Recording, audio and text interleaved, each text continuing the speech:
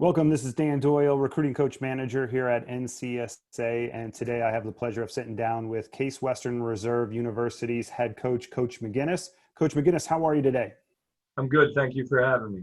Thank you. And so you're the head coach at Case Western Reserve, which is an extremely high academic school in Cleveland, Ohio. So before we jump into all that, why don't you tell me a little bit about your coaching background and an introduction to your program there at Case Western? Okay, great. Yeah. This is my fifth year. If we have a season, this will be my fifth year as the head coach here. I previously worked at Case Western as the assistant for 3 years. So total, I've been here 8 years. I left and went to a small college in upstate New York, Hartwood College, where I was the head coach for 7 years. We had great success. We were in the NCAA tournament 4 out of 7 years. And then the opportunity to come back to Cleveland, work at Case Western came about, and there's only 8 of these jobs, as I say all the time, in the UAA, with being one of the best Division III conferences in the country and working at a top 30 private research university. They don't come up too often. So the ability to work here again, work in a great city. I love Cleveland. I'm from the Pittsburgh area, but Cleveland's a great city. And just, everything that comes with these jobs, just the great kids you get to coach, the high academics, the high achievers, the self-starters, everything like that. And just the ability to try to turn a program around. Case Western, we've never been in an NCAA tournament in the history of our program. We've never been 500 in the UAA. So 2 out of 4 years, we've been 6-8 with chances to be 500. And so, we're moving in the right direction. Hopefully we're getting there. So, that's a little bit of my background working here and why I wanted to come back. And, I'll talk more as we get going about our conference, everything like that.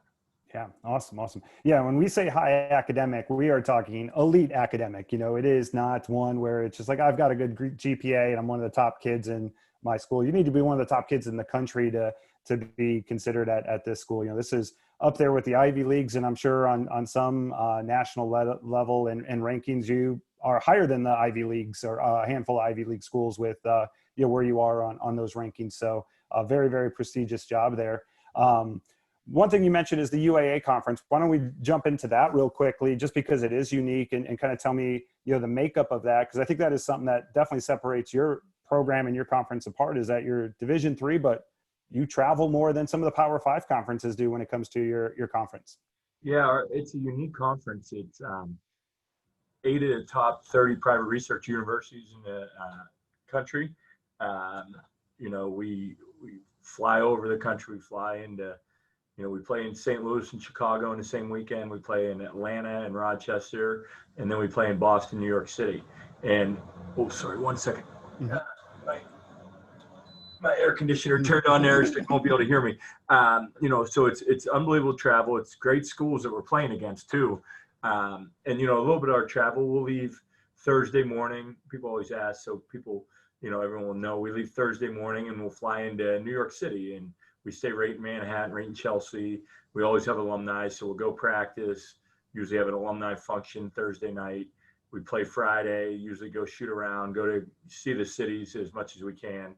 Then play Friday night. Then we get to the next city, Boston, on Saturday, play practice, go out to eat with another alumni group, and then play Sunday and fly back. So we do those 3 trips. We do that with Atlanta and Rochester, and then Chicago and St. Louis in the same weekend. And every other year it alternates where you're at Friday. So, we travel with our women's team. So there's 2 teams on every trip. We stay in great places. We stay on the Weston and Michigan Avenue. We stay, unbelievable places in these cities that we're at too. So, we don't do it, we do it right. You know what I mean? All the teams in our conference do it right. We stay in nice places, see all the sites. And what the main thing is, it helps our guys understand if they want to live in these cities too.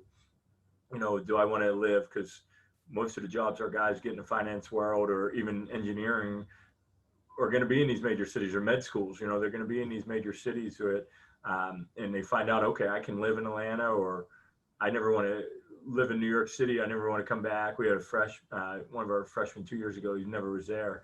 And he said, after these 4 trips, I'll never come back here again. So, I think it helps guys understand where they want to live, what they want to do, and the alumni connections that we have when we're in these cities where we get to meet these guys and see what they do. And when they're buying us dinner at Morton's or buying us dinner wherever at a fancy steakhouse, and everyone sees, okay, these guys, like, what do you do? How can I get to this? And it really helps our guys understand what path they need to go on, and it helps our internships where our guys have internship opportunities with alumni.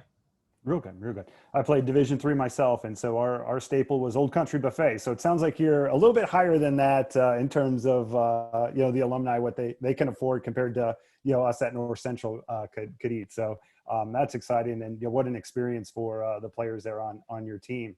Let's talk academics. Obviously kids that choose Case Western Reserve, academics are going to be the driver there. So what's the academic profile that you look for in a potential recruit? So this year's a little different with we're test optional with the pandemic. So it's been a little bit different. We have the ability to do pre-reads with our admissions. So we can actually find out if with senior schedule, class schedule, transcript, test scores, I can actually find out if you're going to be able to get in or not before you even apply. So that's one thing that's helpful here. I usually can look at a transcript and tell you if you're going to get in or not. I think the average ACT on our team's at 33 right now. SAT over 1,400. Maybe I think the lowest on our team's at 30 ACT and like 1,350. So we don't have slots. We don't have tips like some of the higher academic schools do. So you're getting in on your own. Like basketball helps you a little bit, but if they don't think you can do the work, they're not going to let you in. So typically we look for. It's hard to say with transcripts. We almost need to see the transcript to see. We're looking AP classes. Are you taking the hardest classes you can at your school? Some kids will have 4.0s, and you're looking, they're not taking AP Calc, or they're not taking this, and we're not going to let you in. And so I think that's the first thing we look at is the transcript, and then we look at senior schedule. Are you challenging yourself as a senior? And then we look at test scores. So that's the way we go here, our admissions process goes. And then it matters on your major too. So the mechanical engineer transcript needs to maybe look a little different than finance major, you know what I mean? The finance major maybe, or the pre-med needs to look a little different than some other majors. So, I think I can tell you the profile, it's usually, we're looking at least at 28, about 1,300 to start, without it. And then, if it were test optional, we're looking 3.7, and there better be OAs and maybe 1 or 2 Bs, and those Bs better be in advanced or AP classes. Real good, real good. And so you touched on a few of those majors. Tell me, what are some of the more popular majors amongst the school, and even within your team, where you see most of maybe your guys on your team going one route or another academically? Yeah, we have a unique roster. I would say for the high academic schools that have engineering, if you look at their athletic rosters, they don't have many athletes studying engineering or pre-med. And this year, if we have a season, we'll have 16, 18 guys on our team, and I'll explain in the next question why we have that big of a roster.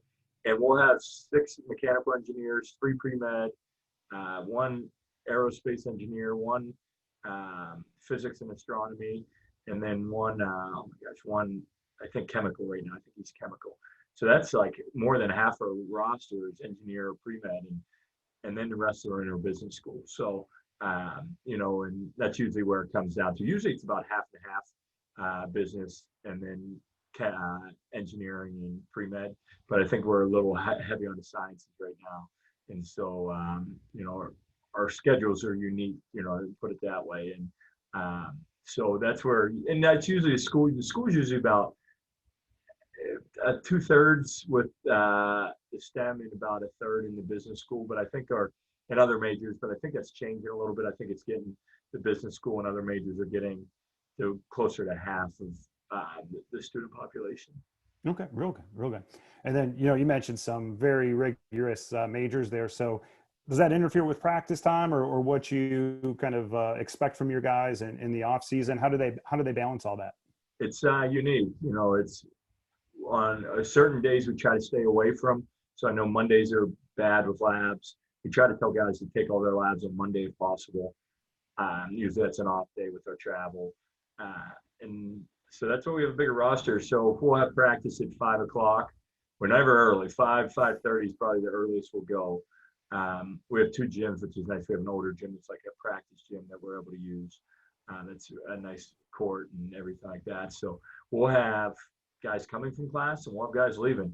So we'll, if we have class at practice at 5:30, we might start with 12 out of 18. And mid-practice, we'll have everyone there. Then at 7 o'clock, half hour before practice, we might lose 6 guys again to go to a lab or to supplemental instruction, which are run by students. It's like a tutoring session before a test that the guys will need to go to. So our guys are busy, and we know this. I know this. If I told them to miss class or I told them to miss that lab, I wouldn't be the coach here. So we know it's going to happen. We try to plan the best we can. But guys are pretty good. Our guys are we don't have a big party culture. Our guys are studying it, and they're in the library on Tuesday night. They're not out hanging around. And they're doing that. And if they're not there, most of the time they're in the gym. Mm-hmm. That's and that's pretty much what it is. And and our guys have fun. Don't get me wrong, but they'll go to Cavs games, they'll go to Browns games, they'll go to Indians games. Like we had 4 guys at the Browns game the other night. I don't even know how they got in because they only let 6,000 people in. So so it's trying. It's just trying to figure out exactly how we're going to manage it, what's the best for us, and we don't go late at night. We won't go in the mornings either, just because of guys. It seems like guys like to stay up a little later and do their work instead of getting up in the morning. So, it's a balancing act, juggling act, whatever you like to call it, but we figure it out and make it work. Okay. Before the interview here, you passed along a few pictures of your campus. It's an absolutely beautiful campus here. So just wanted you to kind of talk through some of these. You're in, looks like the heart of downtown Cleveland or right there where it's a very urban setting there. So what's the building we're looking at here? Yeah, so our campus is unique. We're about 3 miles from downtown. The building you're looking at ahead of us is actually, there's a lot of stuff that's not on our campus. That's Severance Hall. So that's actually home to the Cleveland Orchestra. But Euclid Avenue intersects our campus. So that's the road you see with the bus on, that's Euclid Avenue there. And so that intercepts 2 parts of our campus. The building behind it, the circle building, that's actually our library. To the left, the building straight behind there, it's our student union, and the building to the right, the red brick building, that's actually our old student union. So that's our library there. So you can see that's our library, and all the buildings behind our library. I should have sent a picture. It's actually the Cleveland Art Museum. So that's actually on our campus. Botanical Gardens of Cleveland's on our campus. The VA Hospital, University Hospital is across the street from our gym. So yeah, the next picture there, that's actually our where our upperclassmen live. It's called the Villages. There's 7 buildings. They're 3 to 7 person apartment style. Each person has their own bathroom, queen bed in there, kitchen, living room. So they're great. And there's Starbucks in there. And what in the middle of that's actually a football field. You'll be able to see on the next picture. There, that's our football field, and that sits in the middle. The freshman housing's right behind it. And that's it, and that's a little bit older, this picture, because to the right there where that that is actually our athletes only weight room now. It's actually the Belichick weight room. Bill Belichick's father graduated from Case Western, so that's our athletes only weight room. Most of our freshmen and juniors and seniors live on that side of campus. Okay. And then what's this building? I was intrigued by this one. I'd imagine it's an engineering building or it's our business school. So business. I was wrong. Go figure. It's our business school. So it's made by Frank Gehry, the famous architect who made the Bean in Chicago. This is one of his 8 buildings, I think, in the United States. So it's like the one in LA. I think like if you see it in the movies, there's a building out in LA that looks like it too. So this is one of his 8 buildings. It's not good in the snow. I'll tell you that. Like not good, but there's no 90-degree angles on the building. Everything's 89. There's curved windows. It's people come from all over just to take pictures of it. Yeah, it's an amazing facility there. And then I think this is that's the last. Yeah, that's our student union. That's the newest building on campus. Real good. And then another one of the library. And then we'll start to get into your basketball program here. So while I have this picture of your locker room up, tell me about your coaching style and philosophy there. as you've, get into year 5 of your tenure here at Case Western? Yeah, it's unique. It's changed. If you would have seen my teams play my last job, we were more, we might play a little bit slower than what we do now. Everyone says they want to play fast. We scored 79 points a game this year.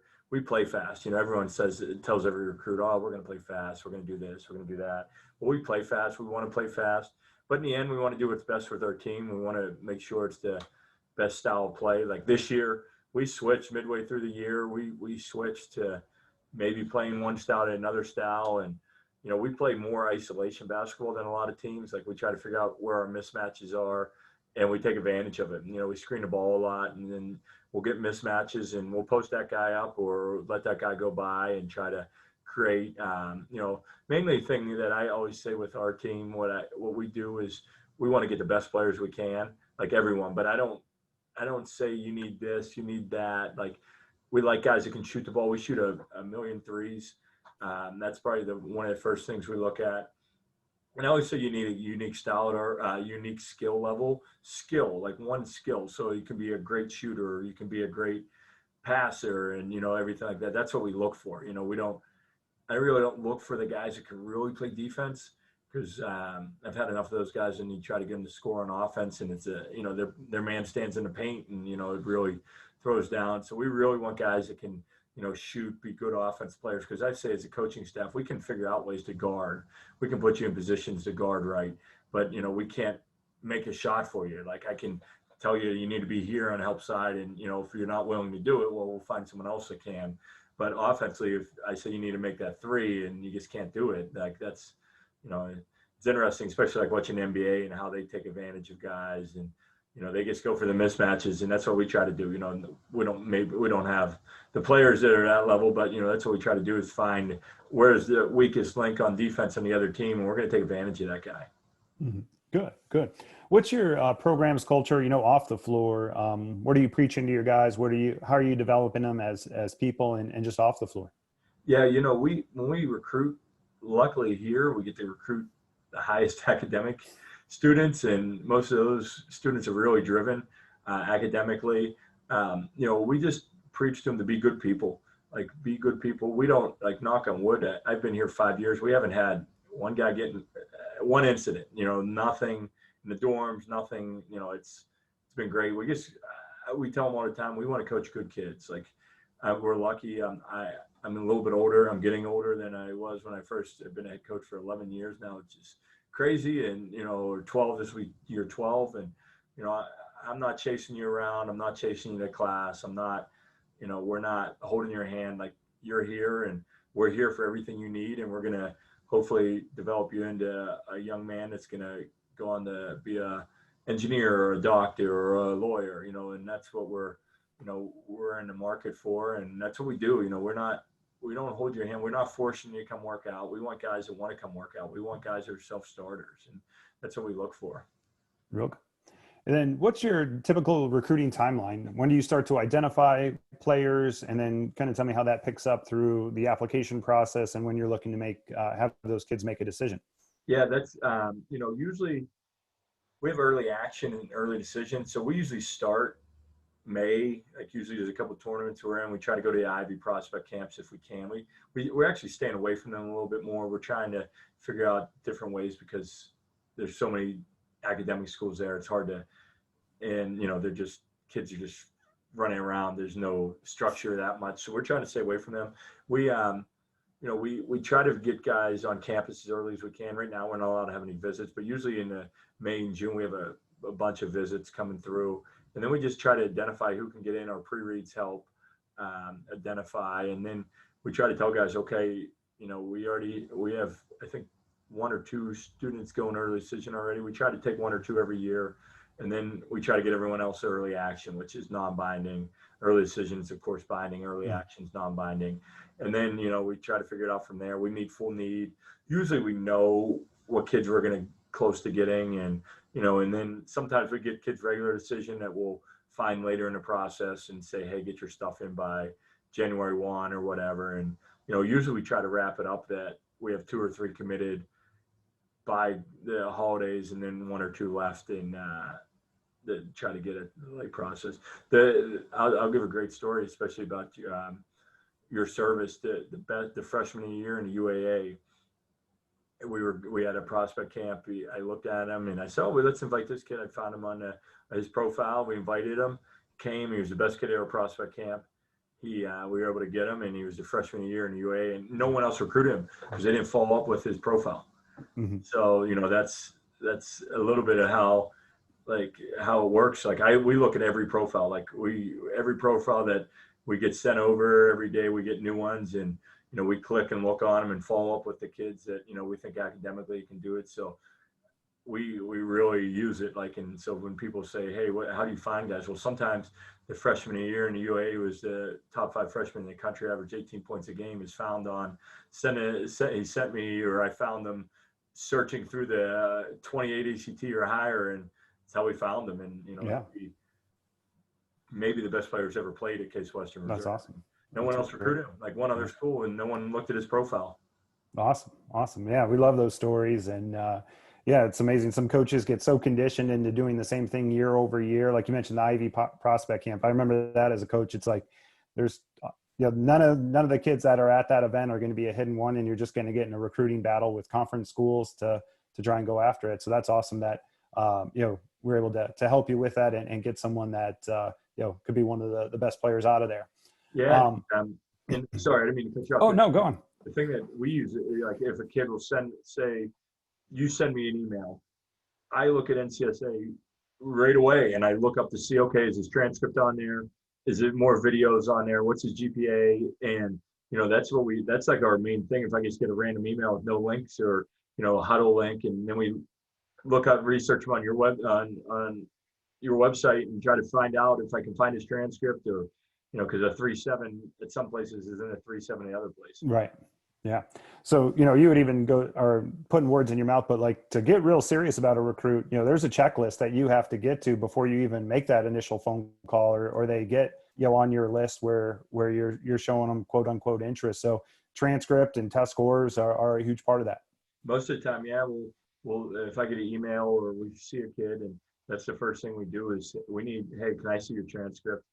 I need a screenshot of your test scores, and mainly we can tell right then, okay, this is going to work, or hey, we're not going to wait, we're not going to waste your time, or because we're pretty upfront and honest, and it probably hurts us at times. We don't want to recruit 150 kids to try to get 5. Like we're trying to find the right fit, the right narrow down, and and we want guys that are like I said, self-starters, and they're going to work hard when they get here. That's the main thing. And maybe at times the kid that was freshman year, he wasn't even his leading scorer on his high school team, but he's 6'6", and he's going to work his butt off, and he's been great, and he'll be 20 plus points the rest of his career, and All-American for 2 or 3 years. And, you don't find those guys. And, honestly, if he was at the Ivy camp, we probably wouldn't have got him, and that's just how it is. Yeah, absolutely. And then you scratch the surface of this a little bit, what you're building there, but what's your goals for your program in the next 4 to 5 years? Yeah, it's to be competitive every year. I think, that's the main goal. We're kind of upset I'm hoping for a season, because I think this is the year that we were going to take a huge step. We were 13-12 last year, so we finally got over 500. We returned 85% of our scoring, 80% of our rebounding. We lost 2 good players, 3 seniors, 3 that were good players for us, contributors, one that was that we were going to miss, but we think with our incoming guys that we have here and our returners that we were hoping 15, 16 wins, and then pretty much return everyone after that again. And we were hoping, okay, 18, 19, and never to be bad. Like the goal, I think I say this in coaching a lot, is once we get to 13, then you're happy, 13, because then you're over 500, and, no matter what, then you're playing with house money after that one, after you get to that number. And I think, just to keep being competitive, and, last year we were 9-2 at home. So I think win more road games, but I don't get our guys are great to work with. I don't get that mad with our guys anymore. Like I know they're trying hard in the classroom. It's hard to yell at guys. You know, we had a 3.75 GPA as a team last semester.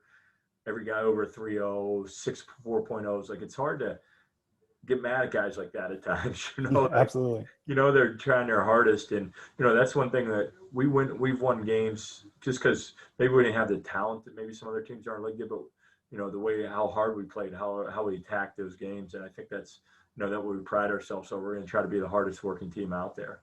Absolutely, real good, real good. Yeah, and those are that culture that you mentioned. You know, guys that are get along, do what they're supposed to do, hard workers. Those are the guys you love coaching, and the foundation of your first 4 or 5 years of bringing the right guys in and laying the foundation to stay 500 and above. So that's exciting to hear on your end. Tell me about the campus life a little bit, or college life. You showed some pictures of the on-campus dorms there. So all the seniors or upperclassmen live right there, and then as a freshman, you live in some of the freshman dorms. Do people live off campus? What's that makeup look like for the school or for your team? Yeah, our school, 95% of students live on campus. The junior senior housing, which we saw, is unbelievable. It's really nice. So I think they like living on campus. We have 3 guys off campus right now, but that off campus is they probably can hit a driver from their where they're living to where their football field. So Euclid Avenue separates our campus, and it's called like Uptown area, and there's all these nightlife and restaurants, and you have all your Chipotle's and your everything you can imagine up there. And so that's where our guys live above that. Our campus is actually connected to Little Italy too. They're probably like some of the best restaurants in Cleveland. So some of our athletes will live over there as well. Our sophomore housing is on that side of campus. It's over by Little Italy.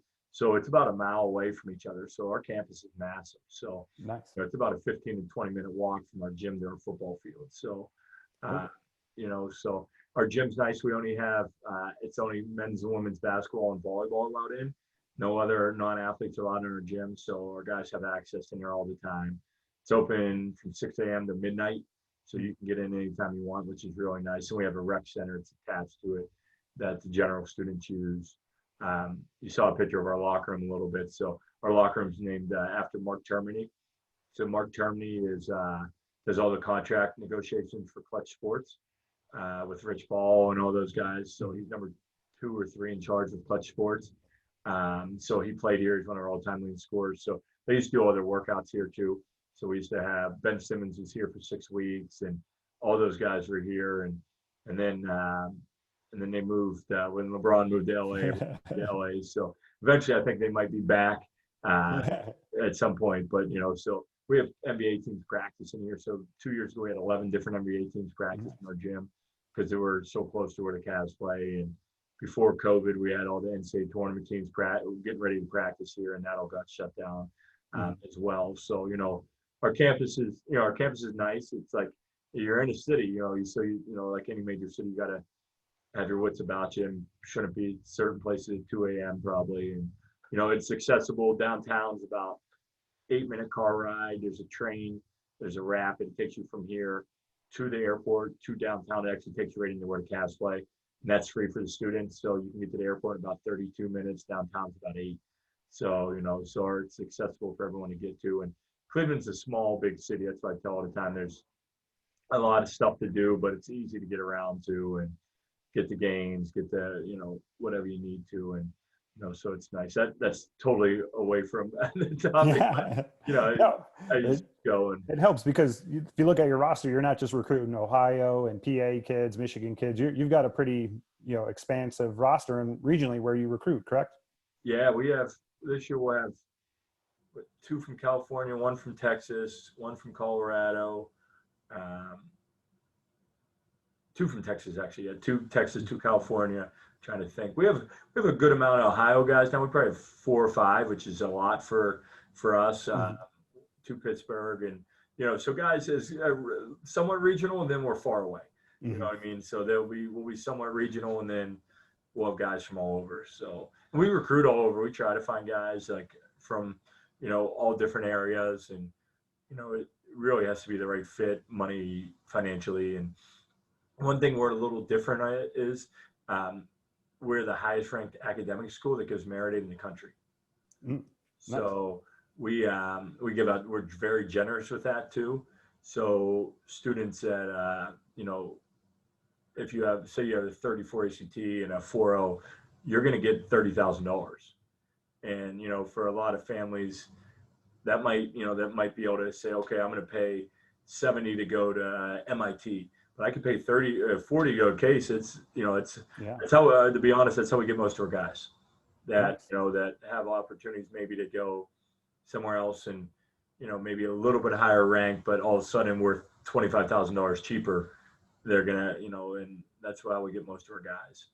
Real good, real good. I didn't know that about Case. That's a great thing to have, that merit-based aid. So that's awesome. Do most of the kids on your team, are they rooming together, living together? Yeah, we don't require them as freshmen. We say, okay, here's Johnny's number, whoever, let's see, put you guys in touch. And nowadays, most guys, they're definitely not calling each other. They're texting or Snapchatting or TikTok, whatever the heck they do now. And so, yeah, we try to put them in touch. And then juniors, seniors, sophomore, juniors, seniors, they all live together. Like they, on their own, like, yeah, they just all stay together. Real good. Real good. If I'm a recruit, what's the best way to begin the process or start the process with you if I'm interested in Case Western? I would say email me is probably the best.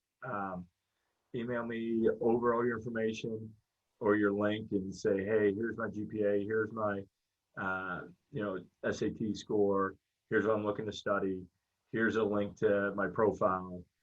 All my stuff's on my profile, my transcript, you have a real video, and and then go from there. And I follow up with every single one. Like I'm honest, like, hey, I don't think this is gonna be a fit, or hey, looking at this, you're not gonna be able to get in, or anything like that. And then because you don't know, there's the kid that's a freshman a year, he could be emailing me right now, and I don't follow up with that one, and you slip through the cracks, and if I don't get back to you, or I just keep emailing. That's why I tell guys, just keep following up, because the more eager you are, and the more we're going to follow up with you, and eventually, if you keep being persistent and that coach doesn't follow up, then it's his fault. You know what I mean? It's his fault. But we look at every profile, every email. My assistant and I look at everything, and I say to everyone when they do stuff is email me, but also CC my assistant on it. Really? Or email the assistant and CC the head coach, and that way both of them are getting in, and both of them, one of them might click on it and say, holy heck, look at this guy. Like, we need to follow up, and, okay, there's his highlights. Now we need to get a full game or something like that.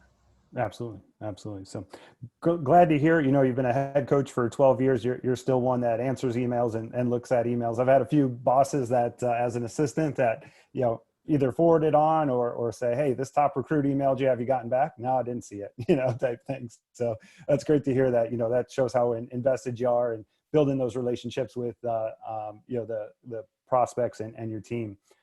Any last things you want to tell recruits here about Case Western Reserve or your program that we haven't covered? No, I think that's pretty good. Cleveland's a great place. I think it gets a bad rap from some people, but it's, there's great restaurants. There's great restaurants on our campus that are owned by Top Chef guys, and Zach Bareilles, one of those Top Chefs. He has a restaurant right in the middle of our campus, and so I think it's just a great place. And people always say, like I get it all the time. Like the first time they visit, they're like, "Wow, this place is a lot nicer than I expected it to be."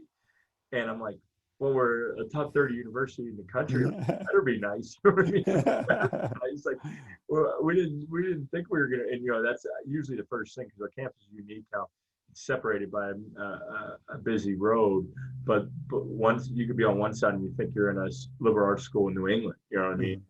And so I think it's it's a great place. We're building something here that is going to be sustainable. We weren't trying to do it overnight. We weren't trying to do it with kids that were going to cause us headaches. We were doing it the right way, and we'll continue to do that way. And I say all the time, I'd rather be 15-10 and deal with great kids and be 20-5 and dealing with a headache every day going to practice. And how am I going to deal with this guy today? And we don't have that.